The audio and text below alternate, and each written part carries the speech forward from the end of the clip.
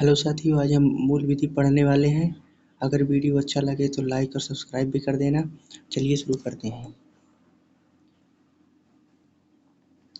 मूल विधि मूल विधि आज पढ़ने वाले हैं हम लोग।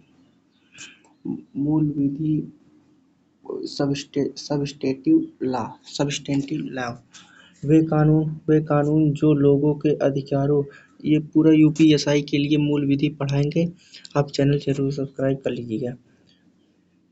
वे कानून जो लोगों के अधिकारों तथा कर्तव्यों को बात करें, दंड का प्रावधान हो, कितना दंड दिया जाएगा, इसका भी बात हो, उसे मूल विधि कहा जाता है। मूल विधि कानून और लॉ को कहते हैं।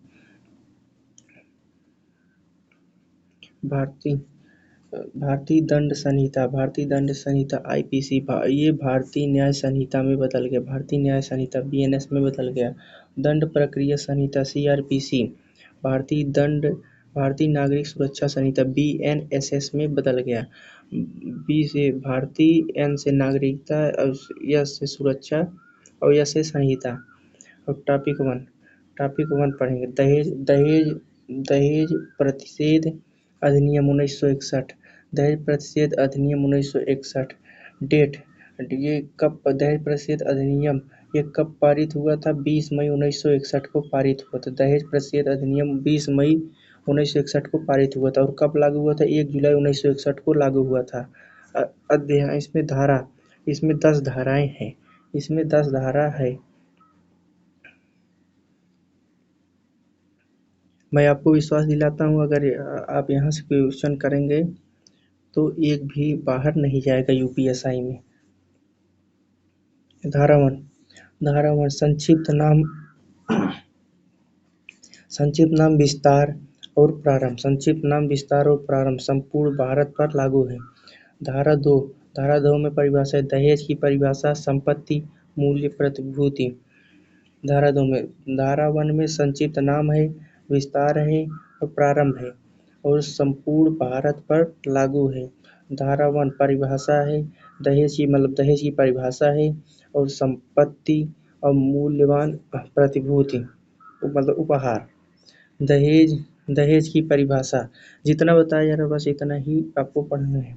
दहेज की परिभाषा, दहेज ऐसी संपत्ति, मूल्यवान प्रतिभूति है जो विवाह के समय, विवाह के बाद या पहले एक पक्षकार द्वारा दूसरे पक्षकार या एक पक्ष के माता-पिता, अन्य व्यक्ति द्वारा विवाह के दूसरे पक्ष के माता-पिता या अन्य व्यक्ति को प्रत्यक्ष या अप्रत्यक्ष रूप से मतलब डायरेक्ट इनडायरेक्ट रूप से जो दिया जाता है उसे ही दहेज कहा जाता है। मुस्लिम समुदाय में महर दहेज नहीं माना जाता है। मुस्लिम समुदाय में दहेज नहीं माना जाता। हरिवंश सिंह बनाम गुरशरण कौर केस में सुप्रीम कोर्ट 1989 में ये इसका उल्लेख है। हरिवंश सिंह बनाम गुरशरण कौर में। दहेज धारा, दहेज लेने या देने के लिए दंड संहिता मतलब पेनल्टी। दंड संहिता कानून लागू होने के बाद अगर कोई दहेज लेता या देता है तो उसे दंड के रूप में 5 साल की जेल होगी और जुर्माना 15,000 रुपये तक और दहेज के बराबर रकम भी देना होगा या दोनों भी देना होगा।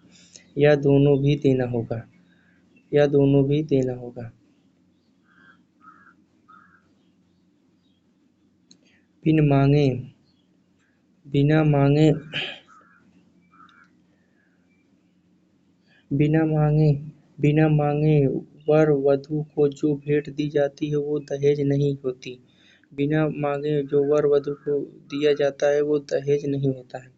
धारा 4 में दहेज मांगने के लिए शास्ति मतलब पेनल्टी, इंग्लिश में पेनल्टी, दंड, जेल 6 साल का जेल और मिनिमम 2 साल का, मैक्सिमम 6 साल का और मिनिमम 2 साल का होगा और जुर्माना 10,000 रुपये तक होगा या दोनों भी हो सकता है। दहेज मांगने पर इतना जो मैक्सिमम 6 साल और मिनिमम 2 साल तक होता है और 10 साल और जुर्माना 10,000 रुपये तक हो सकता है या दोनों भी हो सकता है। धारा 4 का में क्या है? धारा 4 में विज्ञापन पर पाबंदी। कोई व्यक्ति जैसे कि कोई व्यक्ति अपनी बेटी बेटा के विवाह के बदले समाचार पत्र या अन्य माध्यमों के विज्ञापन द्वारा धन का अंश देने का वादा करता है। जो धन देने का वापस कितना हम दहेज देंगे उस पर पूरे तरह से पाबंदी है। अब अगर ऐसा करने पर दंड के रूप में जेल 6 माह मिनिमम और अधिकतम 5 वर्ष और जुर्माना 15,000 रुपये तक होगा। जुर्माना 15,000 रुपये या दोनों भी हो सकता है। धारा 5 धारा 5 में दहेज लेने तथा देने के करार शून्य होंगे। और दहेज मृत्यु पर आईपीसी 1860 लगेगा। धारा 304 ख में इसका उल्लेख है। बीएनएस अब ये भारतीय न्याय संहिता बीएनएस भारतीय न्याय संहिता बन गया है। धारा 80 में आ गया है। जो धारा 80 में आ गया है, पहले 304 ख में था। अब धारा 80 बीएनएस 80 में आ गया है। वह मृत्यु जो विवाह के 7 वर्ष के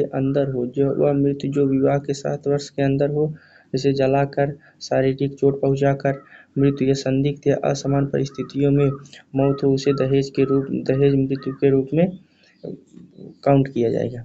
से कुछ समय पहले दहेज की मांग क्रूरता की गई हो, उसे दहेज के रूप में माना जाएगा। दहेज मृत्यु के रूप में। धारा 6 दहेज की पत्नी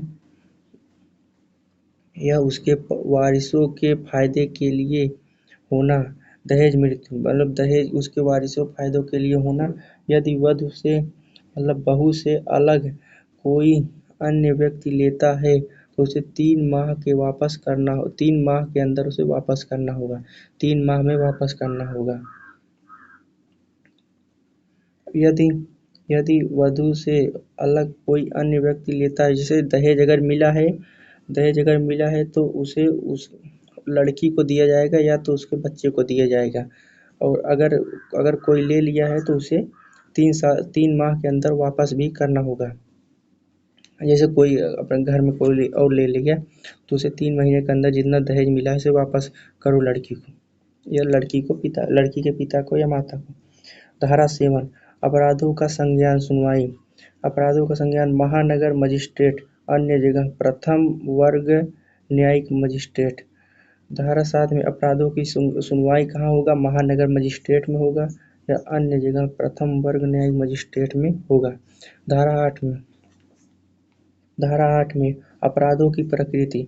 अब धारा 8 में अपराधों की प्रकृति है, मतलब धारा 8 में अपराधों की प्रकृति दहेज मृत्यु या दहेज के लिए ये धारा 8 में है। इस एक्ट के अंतर्गत अपराध संज्ञेय होने पर बिना वारंट गिरफ्तारी हो जाएगी और 3 साल से ज़्यादा जेल भी हो जाएगा।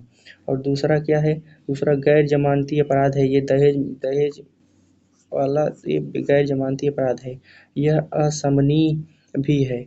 यह कंपाउंडेबल भी है, असमनीय है। इसमें कोई समन जारी नहीं होगा, समझौता न होगा और ये अपराध की श्रेणी में आता है। ये धारा 8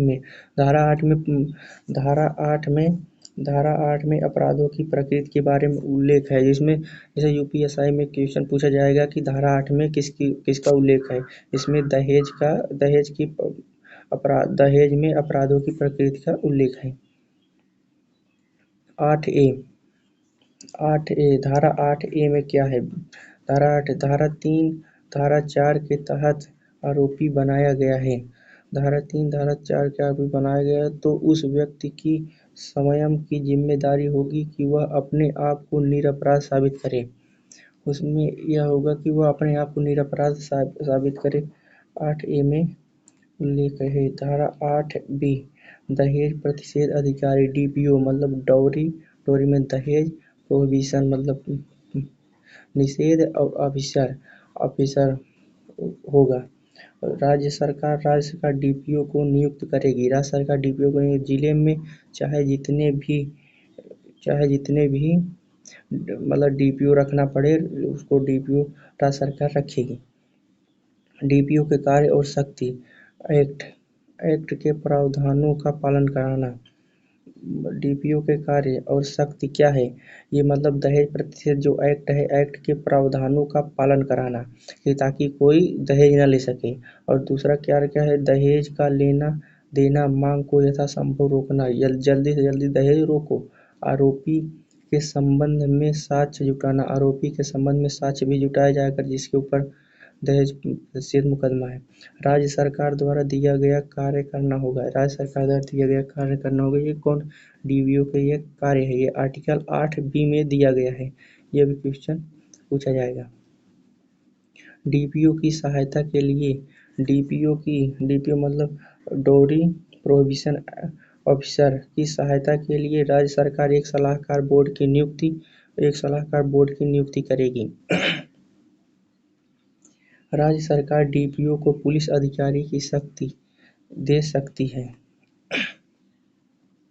धारा 9 में क्या है?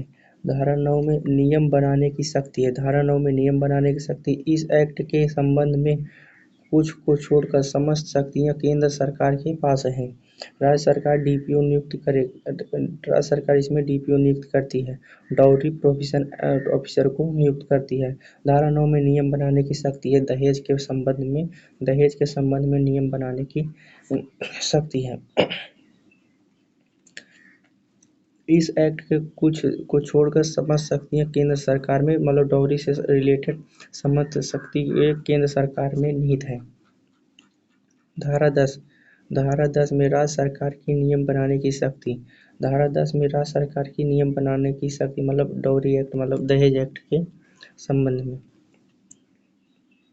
बस इतने क्वेश्चन थे। और अगले वाले क्लास में वो सारा के सारा यूपीएससी का सिलेबस यहीं से कंप्लीट कराया जाएगा। इसके